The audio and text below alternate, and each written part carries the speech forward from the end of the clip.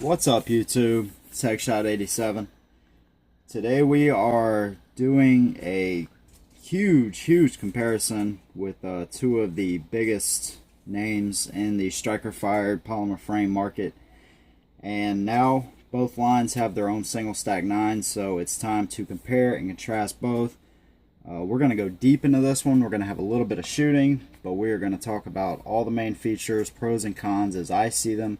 And hopefully this will help some of you guys and girls out to make maybe your first buying decision, or maybe going from a Shield to the 43. We're going to try to cover it all. So hopefully you guys will stick with us. We're going to have some shooting in the middle, some pictures at the end, some close-ups and stuff. So hopefully you guys will enjoy this. We're just going to start out by out-of-the-box features, what you get, features compared and contrast with each other. Out of the box with the Glock, you get two 6-round magazines. One has the flat base plate on it. The other one is another 6-round magazine with the pinky extension. And the gun, they'll look like that.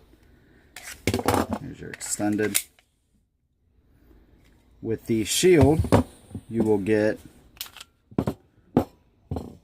your flat base plate is 7 rounds. These are stainless steel magazines, by the way. These are polymer on the Glock. And then your extended is actually an 8-round. There's your flat.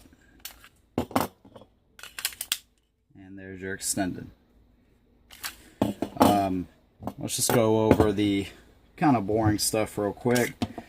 The Glock features a 6.2 inches in overall length. So from here to here, 6.2 inches overall length. It's 0.87 on the slide width. It is 4¼ inches high. Of course, 6 + 1. Glock estimates to be a 5.5 pound trigger. We're almost positive it's way heavier than that. And then you have your standard Glock sights, the little U dot sights, whatever you call them. Standard Gen 4 texturing, big oversized reversible magazine button.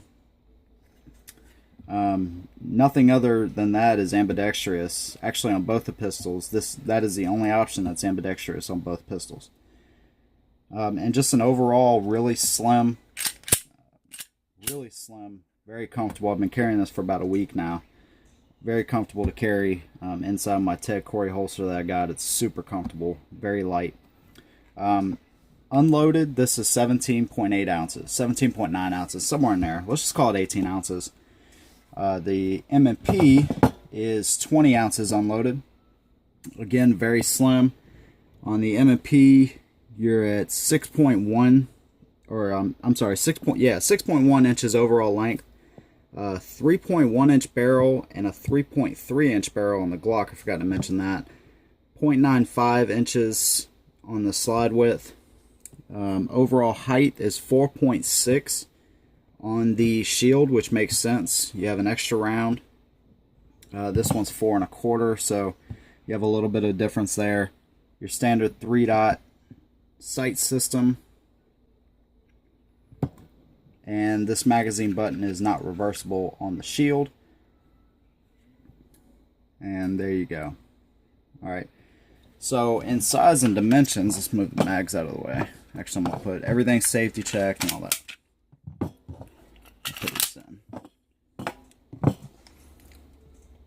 So in size and dimensions, you can see we're going to count the beaver tail, I guess. They're pretty close up next to each other. There they are side by side. Like I said, I'm going to have some close-ups at the very end of the video so you can see them. The M&P is bigger when I'm looking at these. Try to do this right here. The M&P is bigger. Actually, I'm going to lay them down so it'll be easier for you guys to see. The M&P is bigger right in the grip area here.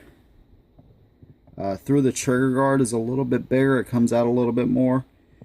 But for all intents and purposes, they are about the same. There's no replaceable back straps on either pistol. They just are what they are. Of course, adding Talon grips or something like that will give you a little bit more to grab onto, which I recommend on both pistols. We used to have the Talon grips on the Shield, but they started to peel, so I got to get another set ordered for it. Of course, the Glock has no Glock has any kind of external safety at all. On the Shield, this one has the external safety, but you have the option with or without. Loaded chamber indicator up top here. You just have a little loaded viewport. On the Glock, your loaded chamber indicator is doubled as your extractor, so this will actually stick out when you have a round chamber. Breakdown of the pistols real quick. Pull the trigger on the Glock, of course. Pull down on your tabs, and it will just come apart. You actually have 3 springs on this recoil spring. There's one right here, one right here, and then one underneath this big one right there. I got some close-ups of that at the end as well. So pretty interesting. On the M&P, lock the slide to the rear. There is a little tab down in there you can pull down and release it if you want to, or you can just pull your takedown lever. Let the slide ride, hold on to it, pull the trigger. There you go. You have a dual captured recoil spring on the Shield. And speaking of that, they said the Glock trigger is barrel is actually longer. Let's just see if we can visually see that. It should be 0.2 of an inch. Yep, sure is. Yeah, okay. So yeah, 0.2 of an inch longer than the Shield. And the Glock is what, 6.2 inches overall, and the Shield is 6.1, so that's pretty interesting. Now in this video we're not going to do a ton of shooting. I can tell you that both pistols shoot really well. We got the Shield probably about 4 or 5 months after we actually started shooting, and there were some growing pains even around that time. I mean, we were fairly new, and these smaller guns can be pretty challenging at first. But you kind of forget that, and when we did our shooting review on the Glock, the first 100 or so rounds, we don't have a lot of experience with Glock, just keep that in mind, but the first 100 or so rounds were pretty frustrating. I expected to pick it up just like the LC9S and just go to town with it, and that wasn't the case. It's different gun, of course, different sight picture and all that, but honestly, we had more of a not to say break-in period, but more of a training period with the Shield than we did the Glock. But you forget that because now the Shield, we shoot it so well, it's been so reliable. I think we're at 1,400 rounds on the Shield, and it has just been amazing. Now when I think of two arch enemies in the polymer frame striker fire market, I think of Smith & Wesson and I think of Glock. And what I think back to is, you know, Smith & Wesson being sued by Glock, which Glock won that lawsuit, over the Sigma series. I think this was in '94. And Glock sued them for patent infringements and all kinds of stuff. And Smith & Wesson ended up making changes to that pistol. And nobody really knows how much money was exchanged, but they estimated anywhere from $5 to $8 million.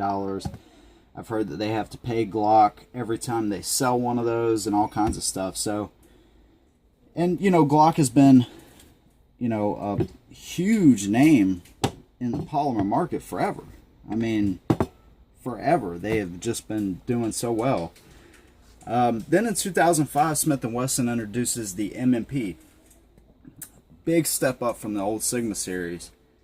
And now they have got a big portion of the military market, or I'm sorry, the law enforcement market. And then in 2012, when they released the Shield, it took the concealed carry market by storm. Now I'm going to tell you guys, I don't think there's two better options for single stack guns, period. Single stack 9s, period. There's no better option. These guns are so just nice, easy to carry. But my biggest thing, since I've been carrying, I will take on a little bit more weight like this or this for a shootable, fun to shoot package. I will not take on a really tiny gun just, because it's easier. Now, in some cases, yeah, if I'm just wearing on shorts, with no belt and stuff, yeah, that would be a lot easier to have a 9-ounce pistol. But I am willing to take on a little bit more to have a shootable package like this or this. So in my opinion, these two, in the single stack market in general, are two of the best. Now, of course, Glock just released this a couple weeks ago. We don't know exactly the reliability or what it's going to be like, but you can take a guess, and I really think they did this one right. Of course, they released their single stack 380 last year. In my opinion, it was a marketing strategy, and it worked. Some people say that, oh, Glock finally listened to their customers. Well, they heard you a long time ago, but they made a business decision. It worked. It worked on me. I bought the 42, now I bought the 43. But the 43, they really did this one right. So we're going to go, I think we're just going to go ahead and go to the shooting. We're going to show you a little bit of side-by-side of what these guns can do. Like I said, we didn't do a lot of shooting compared with each other because they're both very accurate for what they are. We have 300 rounds through the 43 now. We've run, the only hollow points we've run are the critical defense in both guns. Actually, we've run XTPs, critical defense, bully, the guard dog. I think they're federal guard dogs. So we've ran a few through the shield. They've all functioned fine. But what we run now is the critical defense, and it's run flawless in both guns. So that's the hollow points we run. We can't afford to buy a whole bunch of them. If we could, we would, and just test out the reliability on a bunch of them. But I'm sorry about that. But critical defense in both guns runs excellent. And like I said, we have about 1,400 rounds to the shield. Of course, it's been out longer. And we have about 300 rounds to the 43. Reliability wise, I trust both guns. So let's get over the shooting, and then after that we're going to talk about pros and cons of each gun as I see it, and give you some final thoughts on the 43 and the M&P shield. See you in a second. Up YouTube, Heckshot 87, and here are two heavy hitters. You have the Glock 43, the M&P shield. M&P shield been dominating for a long time in the market. Glock 43 is a new guy on the block. So let's put these two head to head and see which one comes out on top. First, M&P shield.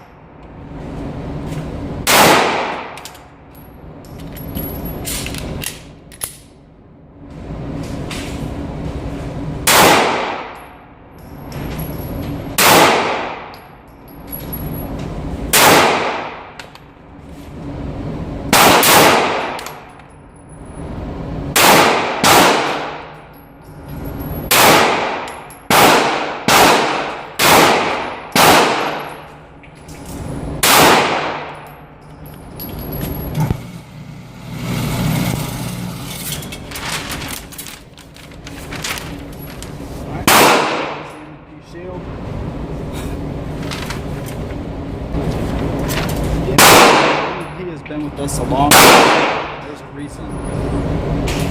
MVP has been a great gun. We're going to move to the Glock 43 and see how we can do with that one.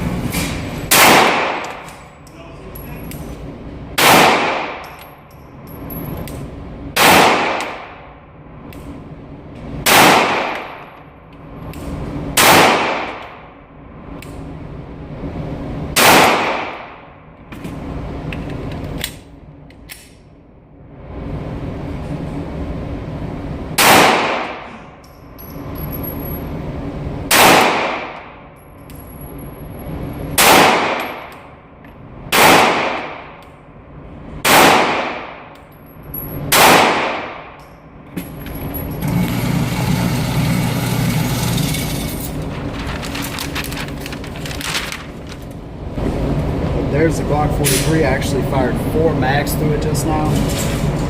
Of course, we haven't had the Glock 43 that long, so there's what the Glock 43 right now. A lot of them are in this area. Let's load them up one more time. We'll go for the big silhouette on the bottom, kind of in that one little corner on the bottom of that left silhouette, the biggest one.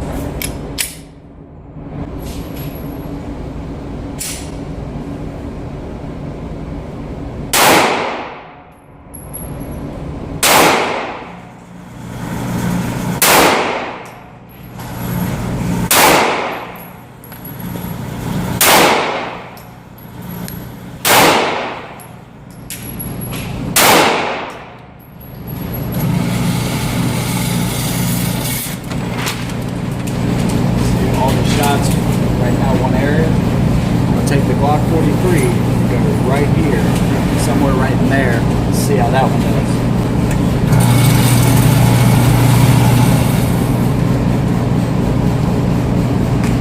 Flush magazine, 6 rounds.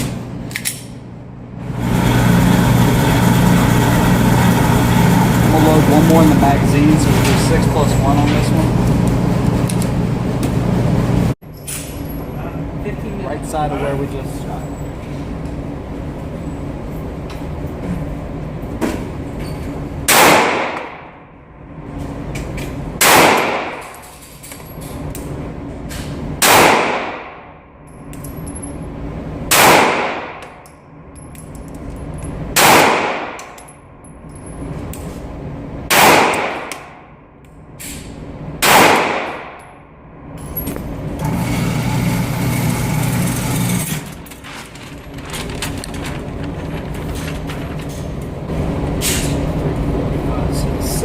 Here's the MPs right here. 1, 2, 3, 4, 5, 6, 7. There's the Glock right there.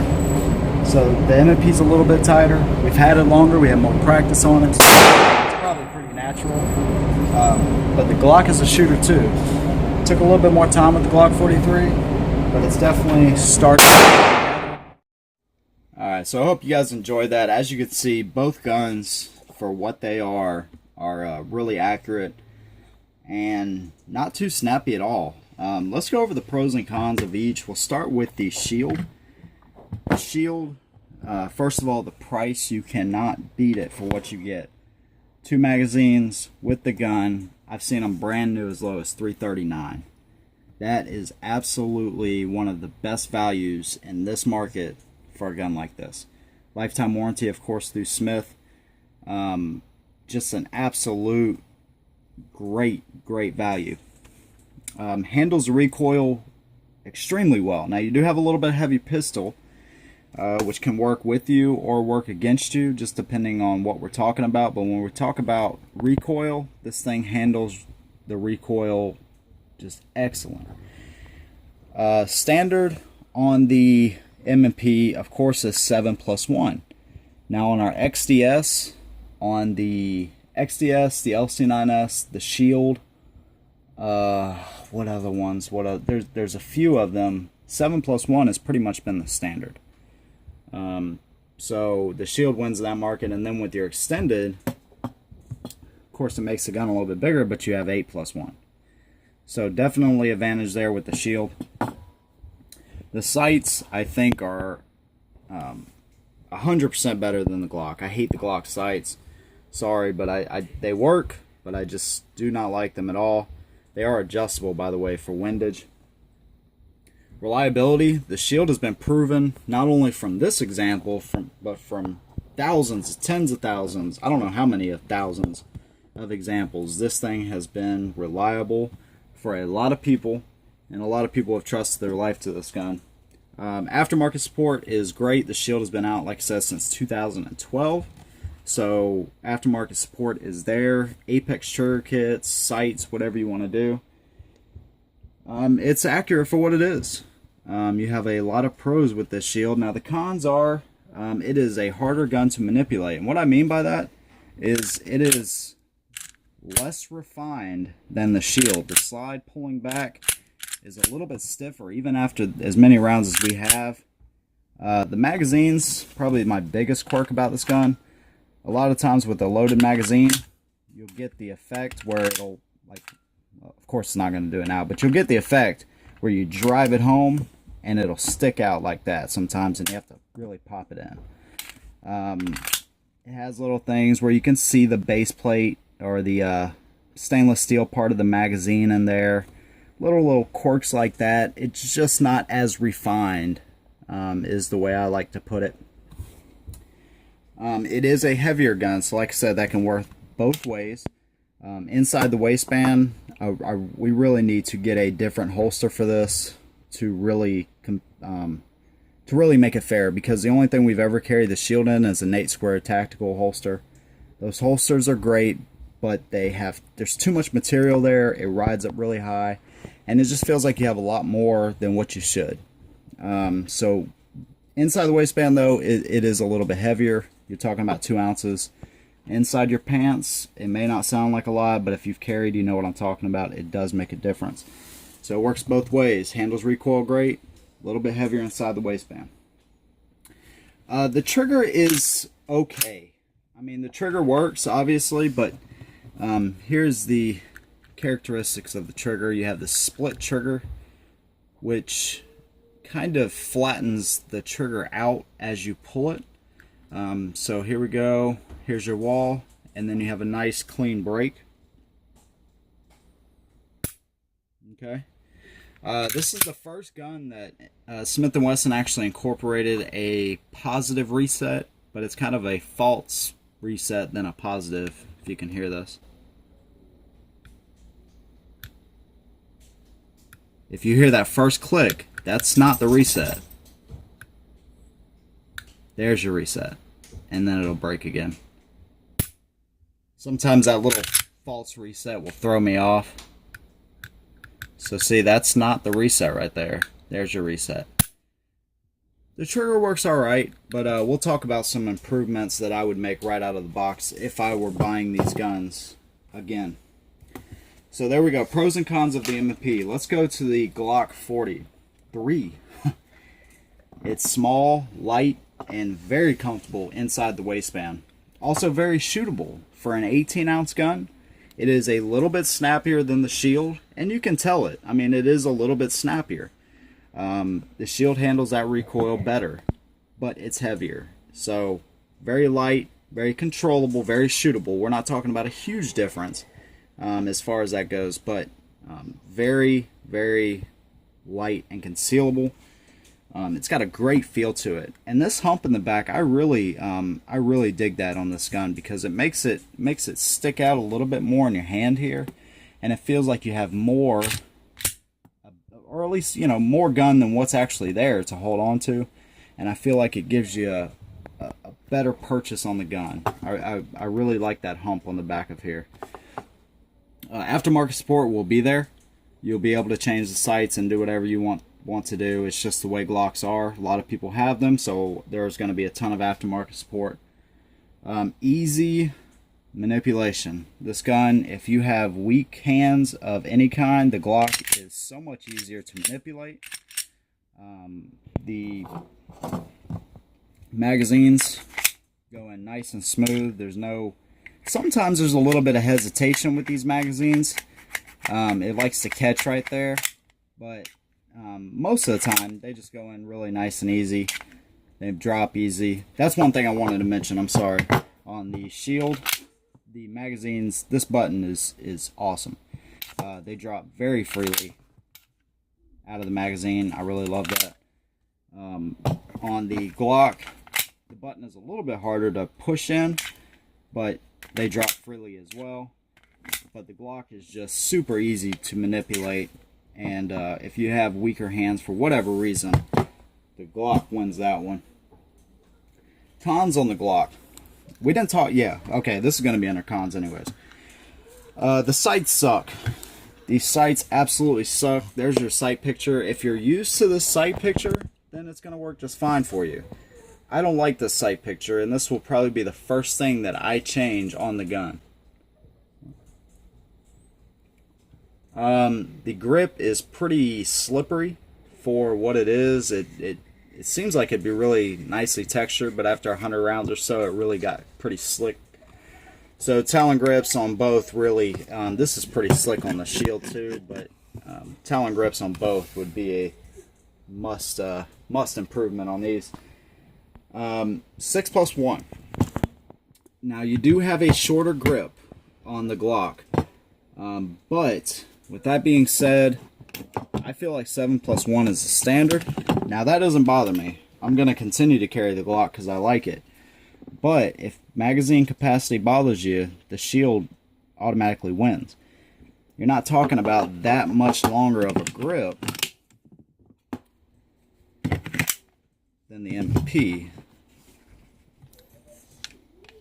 Just kind of try to put them up where it's fair. That's how much, I mean literally, that's how much room you have right there. If you can see that well. So you're not talking about a lot of room. 6+1 is a disadvantage when compared to the shield. The price right now on the Glock is a huge disadvantage, but just think about it like this. The price is going to drop in about 8 months to a year. The price will drop just like the 42.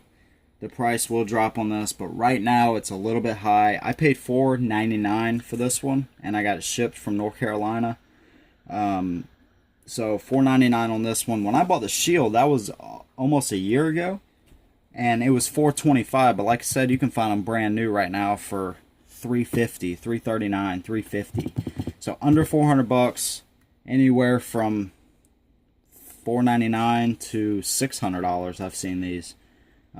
So the price right now is kind of bad, but let the market cool. You might be able to get blue label if you're military or police officer or whatever. I don't know. So, final thoughts on these. One thing I did want to mention too, which is really important to me, and this kind of covers the features part of the gun, is the slide serrations. And this kind of goes to the manual of arms. The slide serrations on the M&P are absolutely wonderful. Absolutely wonderful. I love this fish scale serration right here, and it is just so easy to charge the gun up. I love those. On the Glock, let's just start with 42. On the 42, they were really flat and almost non-existent, but on the 43, they've really cut them a little bit deeper, it feels like, and it's much easier to get that gun charged. This is just an easy gun to manipulate anyways, but I did want to point that out. Just the little things like that. The Glock 43 is more comfortable to carry inside the waistband, as I see it. And you don't have a lot more felt recoil. A lot of people have asked me, do they think if they have a shield, should they sell the shield to get the 43? Do they think they'd be getting a better gun? And I'm going to put it like this. If you have a shield and you are happy with your shield, I don't think you're going to be selling the shield and getting a better gun. With that being said, if you're somebody that is a Glock person and you bought the shield, let's say a year ago, 2 years ago, and you've been waiting on a Glock to come out, and you sell your shield to get a Glock, I'd say that'd be awesome. I would say that would be a really good decision, because this is a great little Glock. Some people, that's what it's going to come down to for most people. They either like the M&P or they like Glock, whatever the case may be, the way it feels in their hand. I believe the Glock is going to continue to be reliable. The shield has been reliable, so I don't think that's going to be an issue. Both guns are great little shooters for what they are. They really are. But I don't think it's an upgrade from the shield to the Glock. I don't see that here. I don't see that. You have a couple more ounces difference. The biggest difference is the price. The triggers are different. I didn't show you the trigger on the Glock, but I will.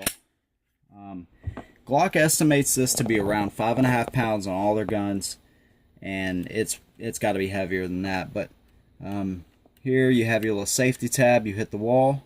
Nice clean break again. A little bit heavy. Here's your reset if you care. Right there. And you're ready to go again. Both of them have great triggers. Lightened up would be a plus on both of them. But like I said, shield, if you sell your shield and you think you're upgrading to a Glock 43, I don't see it unless you want something just a little bit smaller that doesn't beat you up. That would be an upgrade, because you do have a little bit lighter package here, but still very shootable. So, in closing, I think both guns are great. We are very fortunate to have both of the guns. They both exceed at little. It's just the little things, as you can see. I mean, there's not a huge difference between them, but it's the little things they do. You know, 7 rounds. You know, very small and concealable. Very, very shootable, and handles recoil great. It's just these little small things that really make a big difference when you're looking at these guns. So in closing, if I were to do upgrades to each gun right out of the box on the Glock 43, I would say the sights. I would say a little bit lighter trigger, maybe a ghost connector when those are available, and Talon grips. On the shield, an Apex trigger kit would probably do this thing wonders, and Talon grips. That's it for both guns. That is it. So I hope this will help some of you guys out, and girls, you know, making a first time purchase, or looking to maybe sell your shield to go to a 43, maybe a little justification there, because both guns are great in their own little ways. I think both of them are two of the best examples of concealed carry 9mm on the market today. So I hope this will help some of you guys and girls out. Drop me some comments if you guys have any more questions about the pistols. So we're going to be doing some more work with the 43. This has been a great little gun. We want to do some more comparisons. We have an LC9S. If you guys want to see that, just let me know. I think that would be a great comparison video. And we are going to continue to shoot and love the shield like we have for over a year now. So please, if you guys like our channel and want to see more from us, subscribe. We really appreciate that. And click the thumbs up button if you like the video. We will see you next time. We got some pictures, close-ups coming up, so hang on for that. We will see you guys next time. And as always, hold them down.